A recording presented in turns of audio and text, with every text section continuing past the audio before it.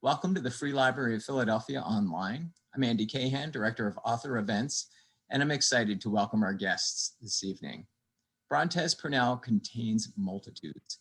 He is the author of Since I Laid My Burden Down, a debut novel about growing up gay in 1980s Alabama that a writer in the San Francisco Chronicle says not only holds its own as queer literature, but also expands upon it. The winner of the 2018 Whiting Award for Fiction, Purnell is also the creator of the cult zine Fag School, the frontman for the Oakland punk band The Young Lovers, and the director of a number of short films, documentaries, and music videos. One of Vulture's 46 books we can't wait to read in 2021, 100 Boyfriends, is a funny, foul-mouthed, and sensitive look into the messy lives of queer men navigating the pitfalls of modern dating. Tonight, he'll be in conversation with Kaitlyn Greenidge, also the winner of a Whiting Award, and the author of the much lionized We Love You, Charlie Freeman, a finalist for the Center for Fiction's first novel prize and one of the New York Times critics' top books of 2016. Look for her new novel, Liberty, coming this March.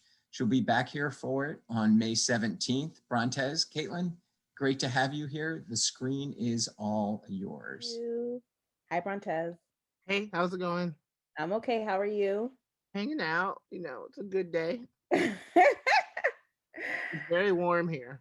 very warm. Oh, we got good weather here too. So I'm gonna like lob some questions at you, and then we can open up to Q&A in about like maybe 30 minutes or so, 20 minutes, 30 minutes. Um, let's just do it that way, I guess, unless you have any objections or you want to do anything. Okay. Okay, good. Oh wait, should I read something? Yeah. Oh yes, please do. Okay, wait. Let me figure this out. Um doo-doo-doo. Doo-doo-doo. I should have done this before, but I feel like once I find it, it's gonna be magical. Okay, here we go. Great. So from 100 boyfriends, I'm gonna read boyfriend number 19, the white boy with dreadlocks. Okay. There are periods of my life that roll through me hazily, not like an apparition, more like that moment a cartoon villain gets hit in the head with, say, an anvil or whatever, and all he sees is stars. My life was all flashbacks that never materialized. I woke up to a spider crawling on the floor, and I was reminded of this white boy I dated a while ago with these long ass dreadlocks. I remembered that every time he was on top of me, his dreads would graze my face, and it felt like a nest of spiders crawling over me. I was too young to understand how this feeling would stay in me permanently.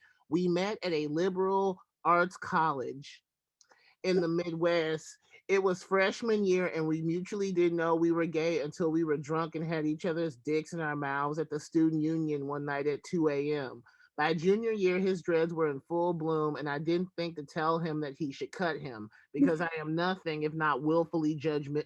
I am nothing if not willfully non-judgmental, or that I was certain that Ja hated him. It was the 90s, and these convos weren't nearly as prevalent.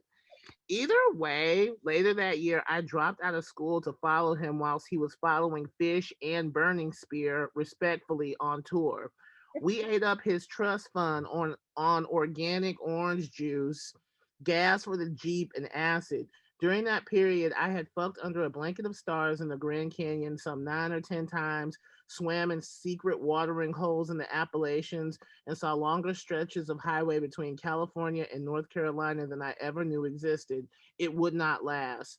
A year and a half later, I was sitting around a fire in a drum circle in Colorado. I was washed out on acid and very drunk. At the apex of my trip, I felt the hand of the ancestors tap me on the shoulder and say, "Girl, take your black ass back to college. You don't even like these people. He just fucks good." I snapped to my senses and woke up the next morning and showered for the first time in 6 months, cut my hair, and took a Greyhound back to school to re enroll. At the bus station, I tried to convince the dreadlocked white dude to come back to school with me and that we should probably switch our majors to like business or computer science. I saw the look of judgment in his eyes, and I knew immediately that he was going to say some busted shit, and I was right. I can't follow you back to Babylon, he explained, like completely fucking serious. It's like Jerry said, man, short time to be here and a long time to be gone. He broke down crying and hugged me. I went back to school and we stayed in touch for a while. And by 2002, he finally cut those fucking things. I think he's a librarian now or something. He even apologized for the whole dreadlock fish period eventually. And every once in a while, I look him up and torture him with a joke. Question: where do hippies fuck and how is it? Answer: intense, man, intense. Thank you. That was perfect.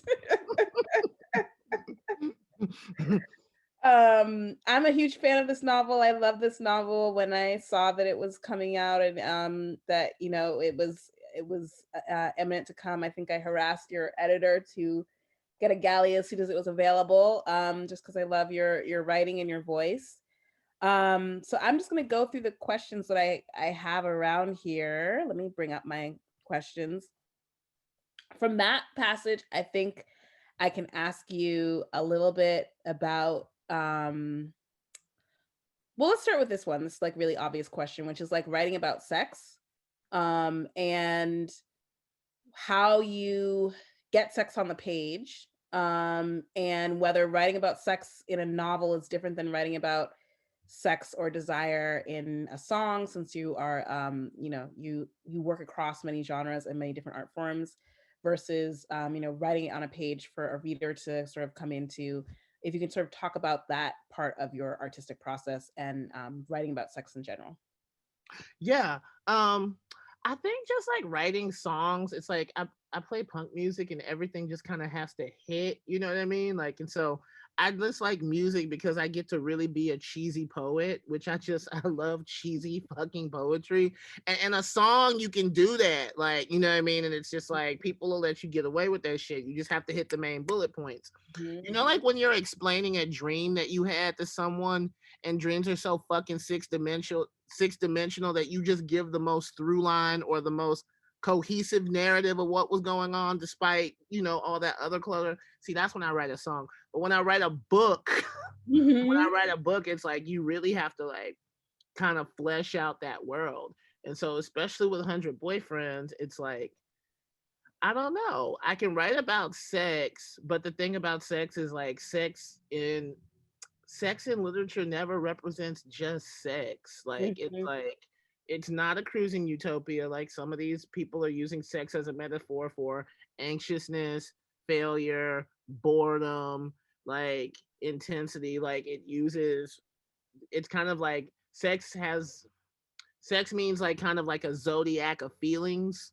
So it's like you don't know what the sex is doing until you sit down and read the story. It almost becomes like the sex becomes another boyfriend in the book. And so how you are treating it, I don't know. It's like I think it's how it happens across, any type of number of bodies you have sex with. So I think it's I don't know, it's very unique or specific why I'm using it or how I'm using it or when it pops up or why it pops up.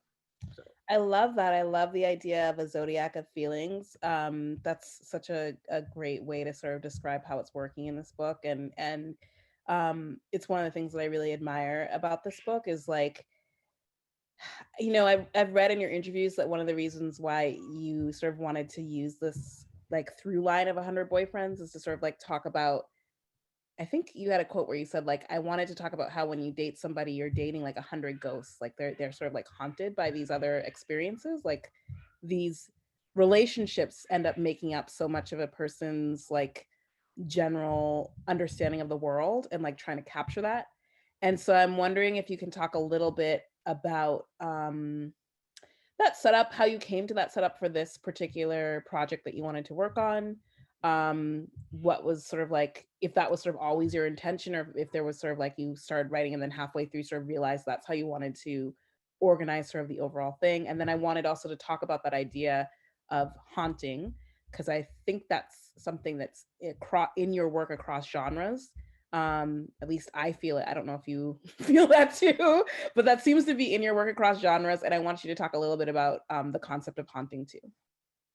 Well, okay, so it's funny that you even say that because I have this book I used to read like growing up, 13 Alabama Ghost. Okay. And Jeffrey. Well, Jeffrey is like this ghost that haunted the main photographer lady for years, but it's always this was like such a spirit. I like read this all through like from like probably third or fourth grade on. This was in a Uh-huh. copy of like all the Alabama public libraries, and so I've always been obsessed with the idea of ghost and Love this. seances and stuff like that. You know what I mean? Like, Mhm. but then also like I think in my 20s I did that game where it's like you're supposed to sit down and make a tree of everyone you've hooked up with, and then everyone that your friends have hooked up with, and see where all the interconnectivity happens. I did this sometime in my 20s and got really grossed out where I was just like, we really all are like fucking each other, like the fuck, you know what I Yeah. mean? Like, but then also kind of yeah, it is that that idea of just like I don't know, like I don't know, that Freudian idea of just like, am I really just like the sum total of all the fucking mistakes my parents made? Someone didn't love me along the way or something, or I didn't get the right bottle at on April 2nd, 1984. So now Mhm. I feel like I should scream at my boyfriend. Like, what were these dials of experience in love that were happening and we're not getting that kind of leads to these other sets of criteria, you know what I mean? And I think yeah, like I do think that we all essentially, like when we date people, we're all trying to get back at some type of comfort or feeling that we were reminded of somewhere else. Mm. So I was like, how do these things work out? And if I think of all of the people we date as sort of appendages making up a larger body, what does that larger body look like? Mm. Mhm. And like how is it functioning, or like not, but how is it not functioning? Like, Yeah. I love that. And it occurs to me too that as you were sort of talking about like that exercise of like making your hookup tree or whatever, it's a really smart way to map a community. Like what can be like a really amorphous thing, like figuring out how this community of people intersect and interact with each other. Because I'm so struck that this novel is describing like a really specific, obviously like community and scene. Um, I think it's a scene that like can get really easily lost to nostalgia. Like I think it's a scene that people can sort of um like romanticize a little bit, and the hookups for me like grounded this in this character's actual reality while seeing sort of like how this scene and community builds and unmakes each other and sort of like goes through. I don't know, this is me as like a straight lady kind of like reading in, like I'm like I feel like especially for I think straight women readers, there can be like a real romanticizing of queer community and being like, we're over here stuck with straight men, and like, wouldn't it be so wonderful to like be over here? And I what I liked about your book was that it was a portrait of a community that always felt really grounded in this character's like really funny point of view, if that makes sense. And so I'm wondering if you can talk a little bit about building that community within your novel, um, the setting of the novel and how important the setting is to your story, and sort of how you went about capturing that on the page. well, I think all straight women really love like most of my writing because basically what I get to at the bottom of it is like men ain't shit. And who knows that better than a straight woman? You know what I mean? So it's like we can all hold hands and just blame the patriarchy on this one. Like you know what I'm saying? I don't think you necessarily need to be a hoish gay man to be like, oh, I know this nigga ain't shit. Like, know exactly what's gonna happen. You know what I mean? Like, Right, but exactly.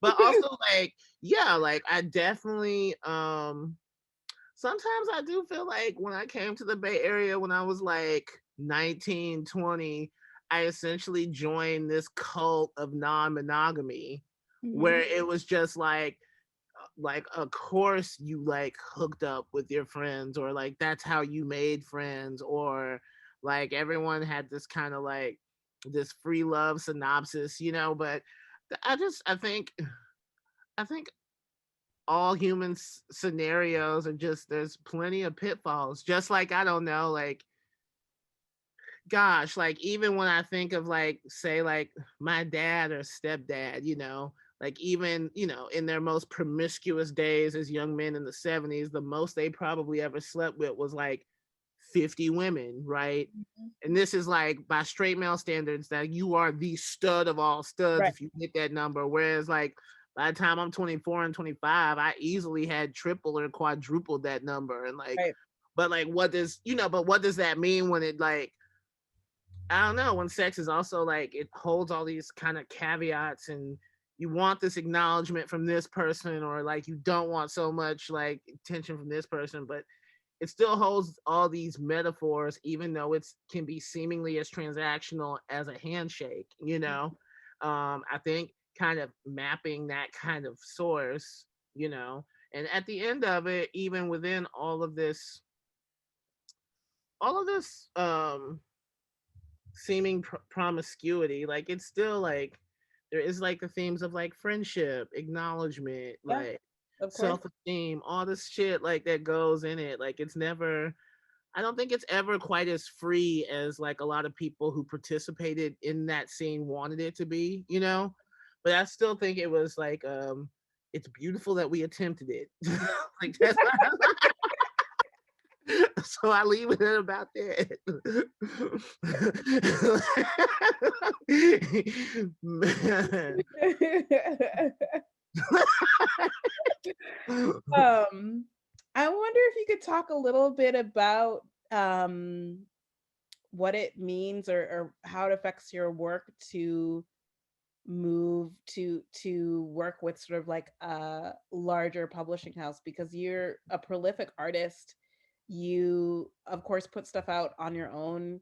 You have, you do collaborations. You are part of an art making world for most of your artistic career. And this book is with FSG, with a larger publishing house. And so I'm wondering if you can talk about making art in under these sort of like slightly new conditions. What changes, what feels the same, what you sort of gain, and what you feel like you may lose when you're making art under this new, slightly different lens. I It was said to me right before this book published, where they were like, well, Brontez, FSG has never put a book out like this before. And I Mhm. was afraid to ask what they meant by that. Like, so I just didn't say shit. But I don't know. I think it just was like a new adventure. And it's like, this is probably the most produced piece of art I've ever put out into the world. Like, 25 years of like making zines and bands and whatever. This was the most, even then, like, Jackson, the editor, I don't think that he did not edit this with a super heavy hand, because I mean, there's so much colloquial meaning and so much slang and jazzy shit going on. Like, I try to be a beatnik superhero. Mhm. I don't think he wanted to, like, stifle it too much. But then I think after you've done the DIY thing so long, I feel like there comes a point where you're like, I've proved what all I needed to prove with Mhm. that. And so I don't really like, when I don't know if I looked at it like, well, finally I have made it. I have arrived, blah, blah, Yeah. blah. But it did feel good to like do something new, Yeah. that didn't just kind of all, kind of just like, it's hard. I was like, it's hard doing it by yourself all the time. And I was just like, it's so good to have this fucking handsome white man that's gonna help. I'm like, boy, I'm gonna take all that privilege. Yeah, you go help with that. And so yeah, I'm cutting the fool. But no, it felt really good it felt good to do something different, and it felt Yeah. good to have it look like that. I've definitely had a fun experience with it. Yeah. So I'm so interested in the fact that you're both a writer and a dancer, because I think those two things can go together, but oftentimes I think sometimes writers sort of forget that they have bodies, and so it can be like a difficult thing. So can you talk about how dancing, being a dancer, being involved in dance, informs your written practice and your written word? Oh, well, I was a really bad dancer for about a decade and a half. Like, but but also it's just like really it's like it's I don't know, it's like a language, you know? It's like how I like to go to things that I can't do and try to like put it together because it's like it really does. It kind of builds, it makes my writing smoother, or it builds my kind of IQ to have to explain. Oops, sorry. It builds my IQ to have to explain something that I've never really done before and like explain it to myself. Like Mm, when you be in ballet class and they're just like, oh, press toes to push up to releve. And it, like you literally sit there for 5 years being like, what the fuck are they talking about? But literally it just means like press your toe, like when you there's a muscle movement that happens with your toes that just make it easier to go up. And one day when it clicks in your body, or you feel like you like finally get like more access to this language, it kind of just like locks in all these kind of like mhm, these incremental systems, you know. And mhm, so I I I love that. And also it's been hard writing in quarantine because mhm, what I learned is that like it's a mind body system that happens. All of my best ideas for writing, I realize, have always been in motion. It's mm, like when I'm walking to the train, when I'm at my dishwashing job doing this repetitive task where I can, you know, those points where I can go on autopilot and, you know, dream, you know, standing. So it's kind of been different when you don't really have that. So, or the I think it changes like the timbre of like the writing. But I'm also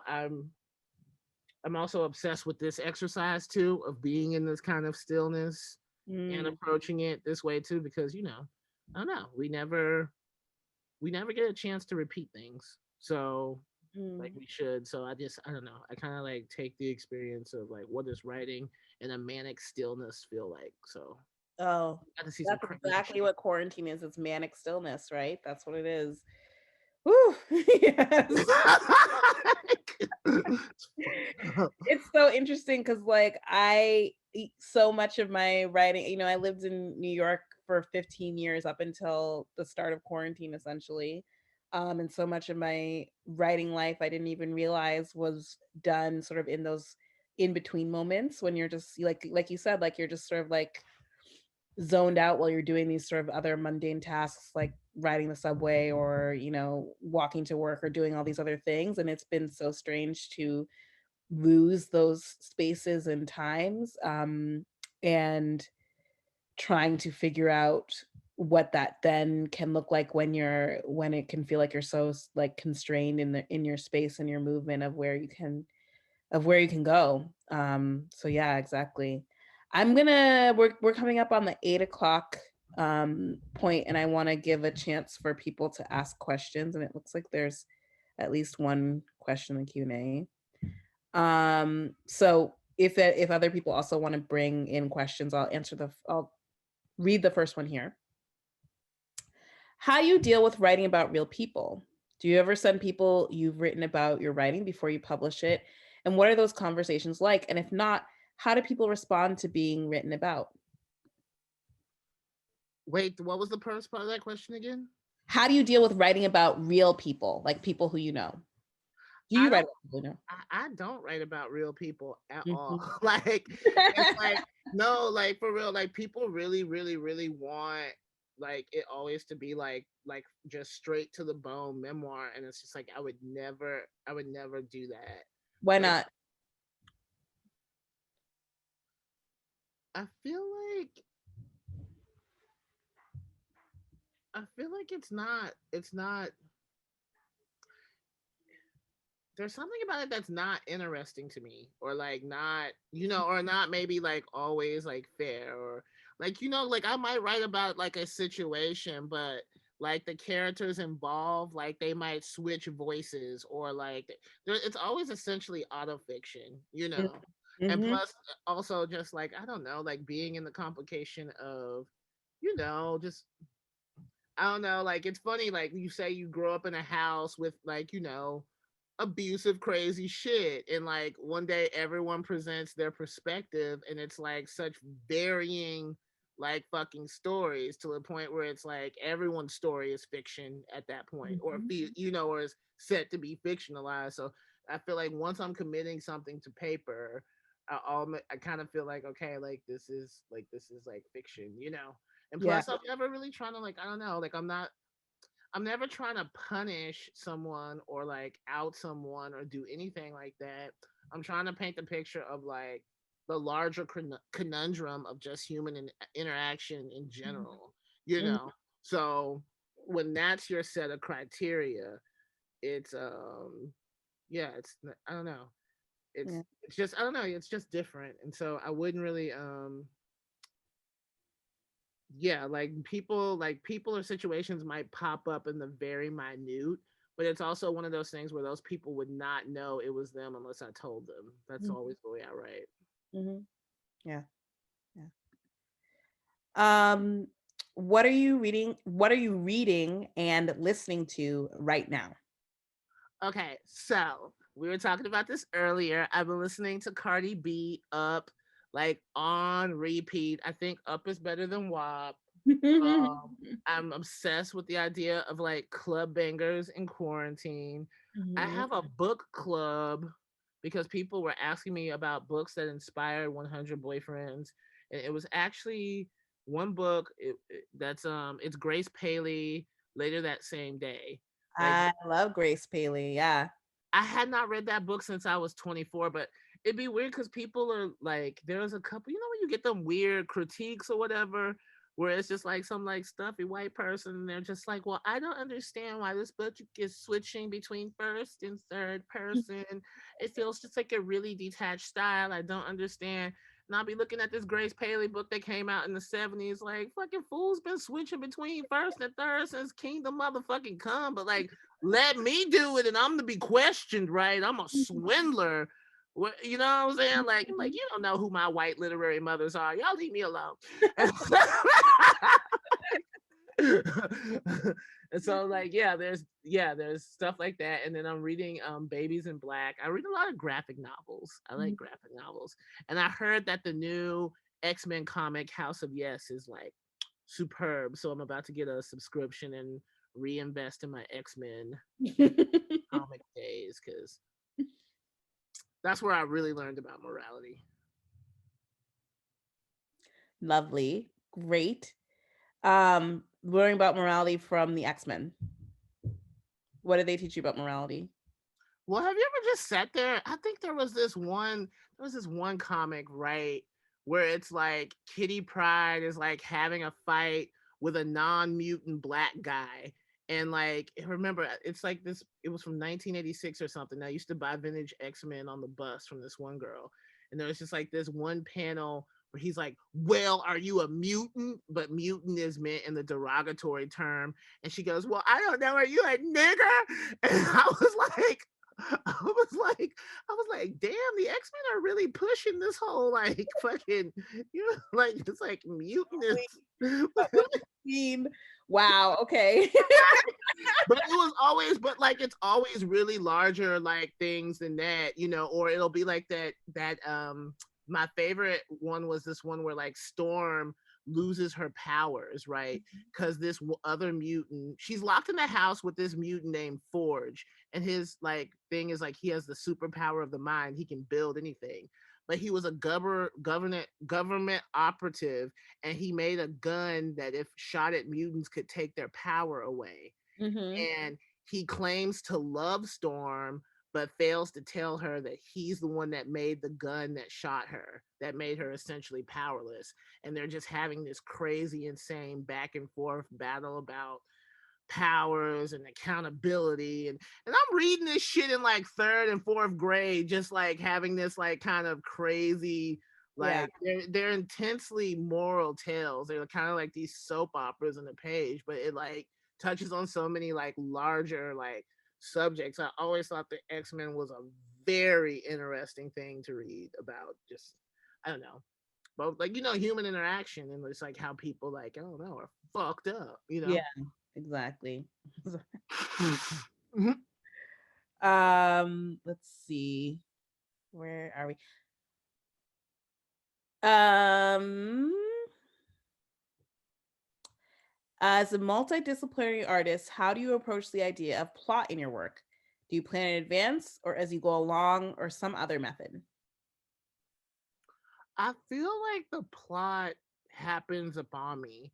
And also, like, I think just like when, especially like in a performance art sense, or like in theater, like, I don't know, to keep the creative pitch high, you really have to be like, you have to be, um, you kind of have to always be on your toes, or Mm, how situations are happening. Cause, I don't, I choreograph like in my, like, garage sometimes, or like in my living room. I set up the plot points, but once you get to the theater, it might look like something totally different. So mhm, you're always constantly having to make these like kind of changes and adjustments, and even when I have the most set plot in my head, like, I don't know, it can change, or I can surprise myself mm, constantly. I mhm, prefer an improv. mhm. But then Yeah. also within theater, we're taught that an improv is still something you have to practice. It's like improv actually means a kind of set intuition and performative IQ. Mm. Hmm. That's interesting. I like that. Let's see. My question is, how has living in the Bay impacted your work? How has Alabama impacted how you first started writing compared to now? Um,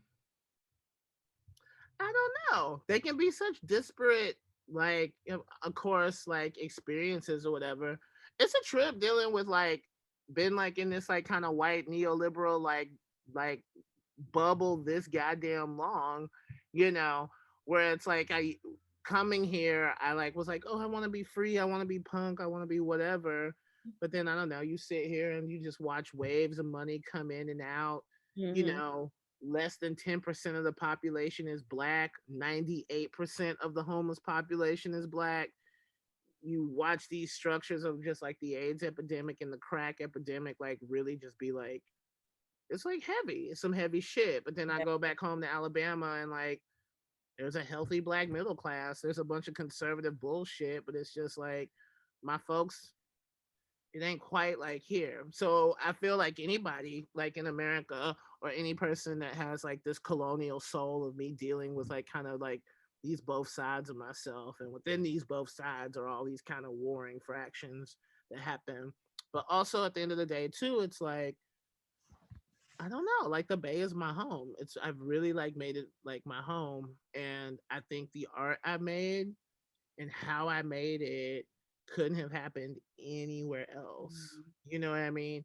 I Hmm. mean, I meet plenty of black artists. I meet others artists like all the time. Like I just no one particularly had that life I had where I was just like, oh yeah, I just moved here with $60 and I moved into this warehouse with 20 other kids and just like made like art, and you know what I'm saying? Like when you could really do that. So Yeah. um yeah, like for the most part I say like Oakland is home. Mm-hmm. Oakland is definitely home. Alabama does not feel as non-home as it used to as I get deeper and more. It's become deeper and more assured of myself too. I Mm-hmm. don't hate going back home to Alabama either, because Yeah. more another side of myself is revealed to me. Yeah. It's become pleasurable. Yeah. I really loved your first book and its candor about religion, and I really love this new book and your candor about sexuality, and I've given it to several people. Are you interested in sexuality and spirituality? I think like being in conversation with each other. Yes, totally. I'm always like I'm interested in like how we how we treat these things like very sacredly, but also the more secular points of these things. Like I think I think the work deals with the fact that religion and sexuality and all these things we hold close can be dealt with in a very superficial way by people too. So it's always like kind of like this, like I'm exploring like both sides of just like the truly gut wrenching heavy part, the kind of superfluous artificial part. Like I think these things are definitely like always kind of in conversation with Mm, each other. yeah. Let's see. Can you talk about your film work in relationship with your writings, how those two fit together? Oh, like I just well, originally I started this film series called 100 Boyfriends Mixtape, like probably like about a year before I started writing 100 Boyfriends. And so I just always like the idea of like kind of like a video zine or whatever. Mm-hmm. Um that kind of like, I don't know, kind of can deal with like, those like, I don't know, those like those hiccups and those beeps that happen in relationship, and how you can like, I don't know, zero in on them and just think about like how they look. My film work is very varied. It goes across many different kind of mediums, but then also, I don't know. I feel like in this day and age where you're really not allowed to not be multidisciplinary, because you never know what the fuck you got to do to get the work done. Like I do think I just by coincidence of being performer had a film career or whatever the hell you want to call it. And so sometimes I think there's a lot of rhyme and reason to it. Sometimes I just think I did it because I had to. Mm-hmm. Mm-hmm. Oh, this is a funny one. I think this is from your editor. You always post hilarious stuff about white gays on your Instagram, and it gives me life. Why do you love tormenting them so? I'm not letting my motherfucking foot off their neck because they don't let theirs off mine. Like, plus, I am so sure that the white boys I make fun of are just sitting at home, just like, why doesn't protest like us? Like, there's no way. I love that answer. That's great. Hi from Ottawa, Ontario, Canada. I can't wait to read this book. My question is, how did working with your editor bring out something new to your work or affect the characters you created?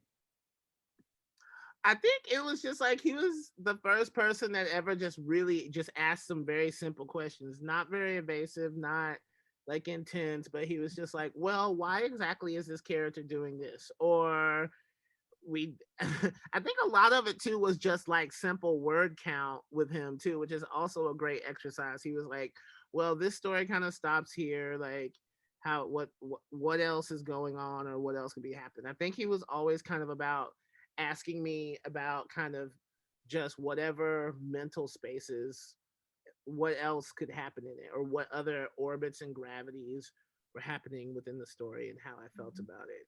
There was Mm, never a time when he was just like, well, I need this story to conclude like this, or I need yeah, this to so you know what I'm saying? Like it was just like a simple logical question that, yeah, could become an appendage. I love that answer. If you experience writer's block, do you have advice on getting back into the creative flow? No, sit your ass down. Have a rest. Like you probably write too much. Like sit down with that other shit you done wrote and really look at it. Like it's fine. Like I don't know. Like I don't. Plus, I have the opposite. Like I have like writer's vomit, where I'm just like I am never at a loss for words, and it like it can like that can be a problem too. Like and so sometimes too, if you're like having writer's block, it probably just means that you need to like refill the well. Like Mhm. it's like I think just the simple solution if you're having writer's block, sit your ass down and read a book. Mm, So mhm. Excellent advice. if you Um, eat. this is a special request, like DJ special request. Would you please read Boyfriend Number 666, The Satanist? It's on page 40. I'd love to hear it in your voice. Thank you. 3 exclamation marks. Do we have time? It's 8:11, so I think we do have time to read. Okay, hold on. Yeah, I'll do it. Of course. Okay, boyfriend 666, the Satanist. I had out-trolled myself once again. I wanted trench coat mafia dick, so I started putting out dating ads looking for adult players of Magic the Gathering and Dungeons and Dragons. I was curious to see what would come from the net I had cast, and the answer would be standing in front of me sooner rather than later. I got a late night text from a gentleman caller who said that he was a ninth level warlock and that he could teach me both the fantasy games and blow my back out. I got to his house and was literally so not prepared. Like, I thought I was, but that fool was on his ninth level warlock swag so hard. Before me stood a grown ass man with surgically implanted fangs, a cape, red contact lenses, and an inverted pentagram tattoo on his forehead. The tattoo distracted from his gentle features. He really was a pretty guy, though he fucked in this ugly way. He asked me about my own inverted pentagram tattoo, and I was like, oh, well, really, I'm a romantic Satanist. I believe in Satan as an allegory and as a literary vehicle, and really his being the story of anarchy and patriarchal defiance. Silence, poser, he said, and advanced on me. Before I could realize that I had not fully consented to it, I was naked with a belt around my neck and being choked to the gods. He made me repeat "fuck God, hail Satan" over and over again. He was also like, "You are just a faggot hole for Satan's sons." To which I rolled my eyes. If this was Satan's best sex warrior, it stood to reason why Satanism in general was such a PR nightmare. His stroke game was at 58%. And considering how much plot was involved, I still felt like instead of fucking him, I should have just like eaten a cheeseburger or goofed around on the internet. He had a box of condoms with inverted pentagram insignia on them because apparently Satanists have their own brand of condoms. Condoms by nature seemed like such a lawful thing. Why would a thrall of the Dark Lord even bother? But I said nothing and let him fuck me despite my mild latex allergy. He came in like 3 minutes and then showed me how to play Magic the Gathering as promised. And though I never fucked him again, I still to this day meet him every other Wednesday to play the game.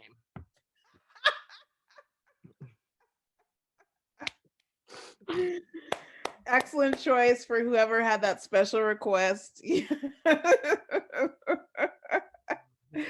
That was fantastic. I think we have maybe like three extra, maybe this one really quick. Can you share your book club information? How can someone find your book club that you mentioned that has the books that influenced this book? The book club. No, wait, I don't. I'm doing a book club podcast for someone. I myself don't have a book club because Oh. you don't want to come to my book club. I was gonna say, where is this book club? But okay. Like, you will be on your own. I will every Tuesday. I'll be like, hey, you guys, I have to cancel. Listen, I'm just like, I'm high. Like, oh, me running a book club. That's a recipe for failure. Like, Okay, can you say the podcast that you may be on talking about these books? Because I think people want to know the yeah, let me look at it real quick. Du- du- du- du- du- du- du. It's oh wait. Oh wait, that's for this event. Wait, well, everybody just email me and I'll tell you. okay, email you or Google you and podcast and you should come up, right? Like we should be able to find you pretty easily. Yeah, or like just hit me up on Instagram and I'll try to fucking, cause I'm like, it's something, and I'm like, you know how it is trying to find things. Yeah. So contact Brontez either on Instagram or via email, and he will get that information to you about where he'll be discussing those books. Oh, final question. How do you feel about print books versus ebooks? Do you have a preference that you like to read from? I am a hoarder. I feel not safe unless there's lots of shit like just crowding around me. Do you know what I mean? Like, I could literally sit in a fucking trash heap and just be like the happiest fucking person in the world. Uh-huh. Give me books. Give me books. Like, I got books from 20 years ago where I'm just like, if all else fails, the house is burning, I'm grabbing the books. I don't care if I hurt myself. So yeah, I stated enough how I feel about books. But if you want to do an ebook, that's fine. All right. I think that's it. I think we've come to the end. Thank you so much. This was wonderful. Just had a really great time talking to you tonight. The novel's fantastic. I obviously we're all fans here, but it's really just wonderful to see it out in the world and to get to read it and talk about it and to see the work that you're doing around it. So thank you for writing it. Thanks for bringing it out into the world.